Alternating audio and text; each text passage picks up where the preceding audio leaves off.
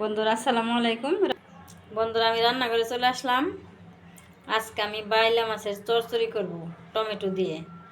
তাই এখানে বাইলা মাছ কেটে নিয়েছি, টমেটো নিয়েছি, কাঁচামরিচ পেঁয়াজ কেটে নিয়েছি, আর এখানে আদা রসুন জিরা একসাথে বেটে নিয়েছি। এগুলো দিয়েই আমি আজকে চচ্চড়ি করব। আমি এখন এই সবগুলাই কড়াইতে ঢেলে নেব। সবগুলো আমি এক জায়গায় ঢেলে নিলাম। এখন আমি আর বাকি মশলাগুলো দিয়ে দেব। এখন আমি তেল দিয়ে ভালো করে মাখিয়ে নিব। আমি এই যে ভালো করে মাখিয়ে নিলাম। এখন আমি পানি দিই।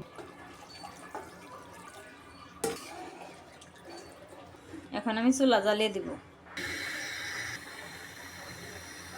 এই যে বন্ধুরা আমার টমেটো বাইলা মাছের চচ্চড়ি হয়ে গেছে। এখন আমি নামিয়ে নেব। এই যে নিচে লাগিয়ে গেছে। এই যে বন্ধুরা আমি বাইলা মাছ দিয়ে টমেটো দিয়ে চচ্চড়ি করছি, এই হয়ে গেল। এখন নামিয়ে নিলাম। তাহলে আমার বাইলা মাছের চচ্চড়ি কেমন হলো অবশ্যই কমেন্ট করবে, আর সবাই আমাকে সাপোর্ট করবে, সবাই আমার পাশে থাকবে। তাহলে আজকের ভিডিও এখানেই রেখে দিলাম। সবাই ভালো থাকবে, সুস্থ থাকবে। আল্লাহ হাফেজ।